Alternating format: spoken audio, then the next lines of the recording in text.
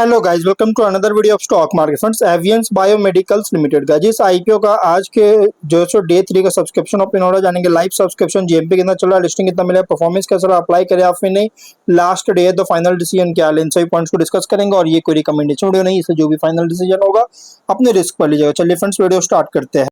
तो guys, IPO 18 को open हुआ था 22, आज क्लोज किया जाए 25 जून का। लिस्टिंग डेट 10 रुपीज का, फेस वैल्यू 196 टू 208 रुपीज का, प्राइस बैंड और 600 शेयर्स की lot size, fresh capital, book build IPO 30 crore का, इशू साइज 14.5 लाख शेयर्स का इशू किया गया है। और Asnani stock broker market maker है, जो कि फ्रेश कैपिटल है। और अगर हम बात करें गाइज, कंपनी जो है एनएसई एसएमए पे लिस्टिंग किया जा रहा है। अलॉटमेंट डेट रखा गया 23 जून का, 24 को रिफंड रिलीज किया जाएगा, शेयर्स डिमैट अकाउंट में क्रेडिट होगा। ऑफर दिया गया है, QIB को एंकर इंक्लूड नहीं करेंगे, 18.8%, big HNI 9.5, small HNI 4.7, retail 33.1% offer दी गई है। और रिटेल ओनली 2 लॉट अप्लाई कर सकते हैं, जो कि लगभग 1200 शेयर्स मिलेंगे, 2.5 लाख पे करना पड़ेगा। Small HNI minimum 3 lot apply कर सकते हैं, 3.7 लाख पे करना पड़ेगा। मैक्सिमम 8 लॉट अप्लाई कर सकते हैं, 10 लाख पे करना पड़ेगा। Big HNI minimum 9 lot apply कर सकते हैं, 11.2 लाख पे करना पड़ेगा। मैक्सिमम कोई लिमिट नहीं है, लेकिन अगर 5 टाइम सब्सक्राइब होता है स्मॉल HNI, बिग HNI, जिस कैटेगरी में 5 टाइम सब्सक्राइब होगा उस कैटेगरी में आपको मिनिमम लॉट होगा। जैसे small HNI only 3 lot, big HNI only 9 lot allotment होगा अगर 5 टाइम सब्सक्राइब होता है। तो एंकर से 8.5 करोड़ का फंड रीच कर चुका है। लेकिन अगर हम सब्सक्रिप्शन की बात करेंगे तो 2 डे सब्सक्रिप्शन अगर देखा जाए तो गाइस, कंपनी बहुत ही स्ट्रॉन्ग सब्सक्राइब है। QIB के अलावा बाकी हर कैटेगरी से बहुत ही स्ट्रॉन्ग सब्सक्राइब है। QIB ओनली 3% शेयर्स बीट किया। QIB हमेशा लास्ट डे में अप्लाई करते हैं, अब देखना है कि क्या आज के दिन अप्लाई होता है या फिर नहीं। 7800 शेयर्स बीट किया गया, 16 लाख शेयर्स का, 16 लाख का जो सब्सक्राइब है, 4 एप्लीकेशन सबमिट हुआ। बिग HNI 66.1 टाइम सब्सक्राइब है, 1.4 लाख शेयर्स ऑफर था, 91.2 लाख शेयर्स बीट किया, 189.7 करोड़ का। स्मॉल HNI 66.9 टाइम सब्सक्राइब है, 69,000 शेयर्स का ऑफर था, 46.1 लाख शेयर्स का बीट किया, 96 करोड़ का। रिटेल में 59 टाइम सब्सक्राइब है, 4.8 लाख शेयर्स का ऑफर था, 2.8 करोड़ शेयर्स का बीट किया, 590 करोड़ का। 23,648 एप्लीकेशन सबमिट हुआ। टोटल जो है 43.8 टाइम सब्सक्राइब है, 4.2 करोड़ शेयर्स बीट किया, 876 करोड़ का। 27,544 एप्लीकेशन सबमिट हुआ, जो कि गाइस आईपीओ में ओवर्स बहुत ही स्ट्रॉन्ग सब्सक्राइब देखने को मिल रही है। लेकिन अगर जीएमपी की बात करेंगे तो कंपनी का जो जीएमपी ट्रेड कर रहा है 85 रुपीज का, जिसके अकॉर्डिंग 41% का एक स्ट्रॉन्ग लिस्टिंग इन आप एक्सपेक्ट कर सकते हैं, जो कि 293 रुपीज का एस्टिमेटेड लिस्टिंग प्राइस और 51,000 रुपीज का एस्टिमेटेड प्रॉफिट सिंगल लॉट पर मिल सकता है।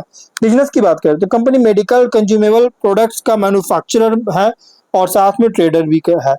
B2B, B2C और B2G तीनों सेगमेंट में ऑपरेट करता है और एडवांस टेक्नोलॉजी प्रोडक्ट्स का प्रोवाइड कर रही है। लेकिन फाइनेंशियल देखिए तो टॉप लाइन में अच्छी ग्रोथ है, टॉप एंड बॉटम लाइन में स्टेडी ग्रोथ देखने को मिल रहा है। हर एक साल बहुत अच्छी ग्रोथ देखने को मिल रही है कंपनी का फाइनेंशियल। और 26 में 42 करोड़ का रेवेन्यू, 5.7 करोड़ का प्रॉफिट है। और tiny paid up equity capital है, जो कि पोस्ट आईपीओ इंडिकेट कर रहा है माइग्रेशन के लिए लंबा टाइम ले सकती है। लेकिन अगर हम इसके कॉम्पिटिटर की बात करते हैं, एंडेम बायोसाइंस है, सेम बिजनेस प्रोवाइड करता है। ऑब्जेक्टिव क्या है, तो एक नया मैन्युफैक्चरिंग यूनिट का सेटअप करना चाहता है, जिसके लिए कैपेक्स फंडिंग करेगी और working capital requirement general corporate purpose के लिए फंडिंग चाहता है। रेशियोज में ROE, NW 22.4, ROC 17, PAT EBITDA margin 24.7 और PAT मार्जिन 15.8% का। डेट इक्विटी 0.9, PB 2.9 और P रेशियो 11.6 टाइम का। Promoter holding pre issue 87.9%, post issue 64.6% का। मार्केट कैप 114.1 करोड़ के अराउंड होगा। रिसेंट फाइनेंशियल डेटा के अकॉर्डिंग प्राइस बैंड जो रखा गया फुल्ली प्राइस रखी गई है, कंपनी का प्राइस बैंड फुल्ली प्राइस रखा गया। ऐसे पीयर्स में कंपनीज तो बहुत सारे, बट इस कैटेगरी में जो है ना वैसा कोई कंपनी नहीं है। और इस वजह से इसके लिए कंपनी को एक एडवांटेज मिल रही है, जो कि लिस्टेड तो ऐसे बहुत रेयर कंपनीज है, जैसे एंडेम बायोसाइंस हो गया। इस वजह से गाइस थोड़ा सा मतलब कि कंपनी को एक एडवांटेज मिल रहा है, जिसकी वजह से कंपनी का सब्सक्रिप्शन बहुत ही स्ट्रॉन्ग है। SWOT एनालिसिस करेंगे, जिसमें स्ट्रेंथ अगर देखा जाए तो मॉलिक्यूलर डायग्नोस्टिक्स, IVD और मेडिकल डिवाइसेस सेक्टर में ऑपरेट करता है। और डायग्नोस्टिक किट्स, लेबोरेटरी इक्विपमेंट और मॉलिक्यूलर टेस्टिंग सॉल्यूशंस का मैन्युफैक्चर और डिस्ट्रीब्यूट करती है। स्ट्रॉन्ग प्रेजेंस है इन्फेक्शियस डिजीज डायग्नोस्टिक्स में, जिसमें include dengue, malaria, other health care applications. और R&D पर फोकस है, जिससे डायग्नोस्टिक टेक्नोलॉजीज में इनोवेशन सपोर्ट करता है। ISO और GMP सर्टिफाइड मैन्युफैक्चरिंग कैपेबिलिटीज है, जिससे प्रोडक्ट क्वालिटी कॉम्प्लायंस दोनों को स्ट्रेंथन कर रही है। और hospitals, pathology labs, research centres, government health care institution जो सभी को सर्व करता है। डोमेस्टिक और एक्सपोर्ट दोनों मार्केट्स में प्रेजेंस है, जिससे रेवेन्यू डाइवर्सिफिकेशन प्रोवाइड करता है। लेकिन वीकनेस की बात करें तो बिजनेस हाईली डिपेंडेंट है रेगुलेटरी अप्रूवल और क्वालिटी स्टैंडर्ड्स पर। स्केल रिलेटिवली स्मॉलर है अगर कंपेयर करेंगे लार्ज ग्लोबल डायग्नोस्टिक कंपनीज से। और R&D टेक्नोलॉजी अपग्रेड्स में कंटिन्यूअस इन्वेस्टमेंट रिक्वायर्ड है, और जिससे गाइस कंपनी का कैश फ्लो अगर नेगेटिव होता है तो बहुत ज़्यादा इम्पैक्ट कर सकता है। रेवेन्यू डिपेंड करता है इंस्टीट्यूशनल और गवर्नमेंट ऑर्डर्स पर, और वर्किंग कैपिटल इंटेंसिव है इन्वेंट्री और डिस्ट्रीब्यूशन रिक्वायरमेंट्स के कारण। लेकिन अपॉर्चुनिटीज की बात करें तो molecular diagnostics preventive health care solutions के लिए डिमांड ग्रो कर रहा है, और health care awareness disease screening दोनों इंक्रीज हो रही है, जिससे गाइस लॉन्ग टर्म ग्रोथ को सपोर्ट करता है। न्यू डायग्नोस्टिक कैटेगरीज में एक्सपैंड कर रहा है, जिससे रेवेन्यू डाइवर्सी स्ट्रीम्स को डाइवर्सिफाई कर सकता है। एक्सपोर्ट अपॉर्चुनिटीज मिल रही है इमर्जिंग हेल्थ केयर मार्केट्स में। गवर्नमेंट का फोकस है हेल्थ केयर इंफ्रास्ट्रक्चर पर, जिससे डायग्नोस्टिक डिमांड को ड्राइव कर सकता है। लेकिन थ्रेट की बात करेंगे तो कंपटीशन बहुत स्ट्रांग है multinational diagnostic and medical device company से। और इसके अलावा अगर देखा जाए तो रैपिड टेक्नोलॉजिकल चेंजेस के कारण कंटिन्यूअस इनोवेशन रिक्वायर हो सकता है।